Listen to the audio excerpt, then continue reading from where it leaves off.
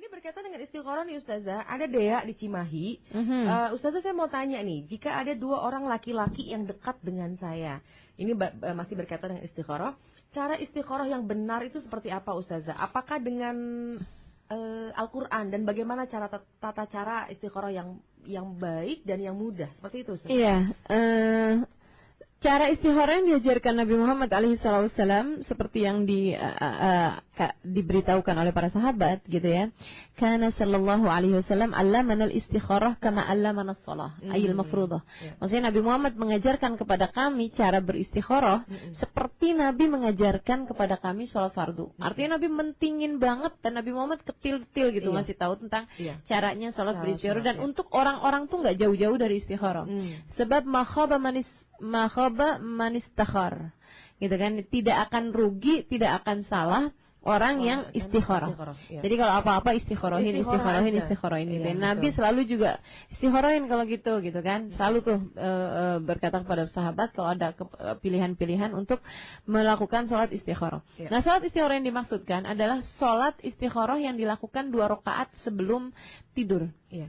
Jadi seperti istikharah dengan Quran, bukan berarti nggak boleh, silahkan aja gitu ya. Tapi yang diajarkan Nabi untuk pilihan-pilihan yang sangat penting bagi diri kita, itu beristikharahlah dengan cara mengerjakan sholat 2 rakaat sebelum tidur.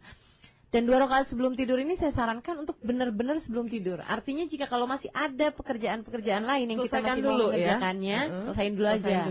Mencuci mobil misalnya, mencuci piring misalnya, begitu ya. Mau telepon, mau apa gitu, semuanya kerjakan dulu sebelum sholat tersebut. Pastikan semua selesai dulu baru kita udah memang benar-benar mau tidur, udah benar-benar memang mengantuk, udah datang nih ngantuknya, udah datang jam tidurnya. Nah itu silahkan berwudu lagi, kemudian mengerjakan sholat istikharah 2 rakaat. Sholatnya nawaitu atau usolli sholatal istikharah rakaatain lillahi ta'ala, usolli istikharah lillahi ta'ala rakaatain. Kemudian sudah itu, sesudah sholatnya sih bacanya terserah ya, bebas boleh duha alam nasyrah misalnya, kuliah kulhu apa aja. Kemudian sesudah selesai sholat istikharah kita berdoa. Ada doa khususnya kan ya? Ada doa khususnya. Nah itu kalau melihat itu berarti di istikharahinya nih satu-satu nih. Ini kan ada 2 orang nih yang dekat sama dia nih, nggak tahu nih. Itu satu-satu ya Ustazah ya? Satu-satu. Jadi mana yang paling ini buat kamu gitu, mana yang paling berat buat dirimu, misalnya yang lebih condong, lebih condong diistikharahin dulu gitu kan. Misalnya si A gitu ya, itu kan ada doanya tuh di buku-buku istikharah. Allahumma in kana hadzal amr khairun li fi dini wa dunya wa ma'ashi wa akibata amri fayassirhu li wa qaddirhu li, gitu kan. Habis kita baca hamdalah, baca sholawat, sesudah sholat, kemudian kita berdoa dengan doa istikharah yang terdapat di buku-buku doa itu ya. Ya Allah, jika memang hadal amarnya diisi gitu ya. Jangan biarkan kosong. Hadal amarnya tuh apa itu? Titik-titiknya harus disebutkan. Ya Allah, jika urusan ini dan karena ini, nggak tahu bahasa Arabnya, misalnya udah bahasa Indonesia aja, bahasa kita aja. Udah selesai sholat kan, di luar sholat. Ya Allah, kalau urusan ini yaitu pernikahan saya dengan si fulan, ini adalah sesuatu hal yang baik bagiku, baik baginya, duniaku, dunianya. Akhiratku, akhiratnya, begitu kan, maksudnya baik secara duniawi ya, baik secara akhirat, baik secara untuk lingkungan juga. Karena kita urusan menikah ini kan ranah sosial, betul ya, ranah sosial, bukan hanya pribadi ya.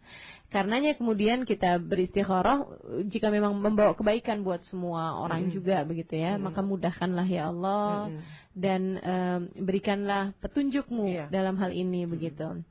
Kalau memang buruk pernikahan saya dengannya, baik buruknya secara dunia ataupun secara akhirat ataupun secara agama ataupun untuk masyarakat di lingkungan saya, maka pisahkan kami dan berikan secara baik-baik ya, dengan penuh kasih sayangmu, dan berikanlah petunjukmu untuk hal itu, gitu kan. Berikanlah petunjukmu untuk hal itu. Kemudian sudah itu kita akhiri dengan baca Fatihah misalnya. Kemudian kita akhiri dengan sholawat, kemudian baca Fatihah. Kemudian sudah itu langsung berangkat tidur. Langsung tidur ya. Langsung pergi tidur. Tidurnya usahakan dalam keadaan punya wudu, dalam keadaan menghadap kiblat, gitu ya. Kemudian kalau datang nanti mimpi itu merupakan isyarat dari Allah Subhanahu wa taala atas istikharah kita. Kadang juga hasil istikharahnya tidak berupa mimpi. Akan tapi berupa tahu-tahu besoknya besoknya memang orangnya bilang kita nggak jadi nikah misalnya gitu. Nah, itu sudah menjadi salah satu isyarat sesungguhnya ya Ustazah ya. Iya, tapi jangan isyaratnya yang dicari-cari ya. Jadi sengaja nih kayaknya isyaratnya bener nih gitu ya. Baru cari gedung gitu ya, terus gedungnya penuh gitu. Ini isyarat enggak gitu juga. Enggak gitu juga ya. Nah, jadi jangan sampai seperti tadi pembahasan di awal bahwa kita bersahabat dengan salat istikharah. Mudah-mudahan setiap langkah kita hari demi hari kita selalu berada dalam bimbingan Allah dan selalu dalam hal-hal yang baik-baik.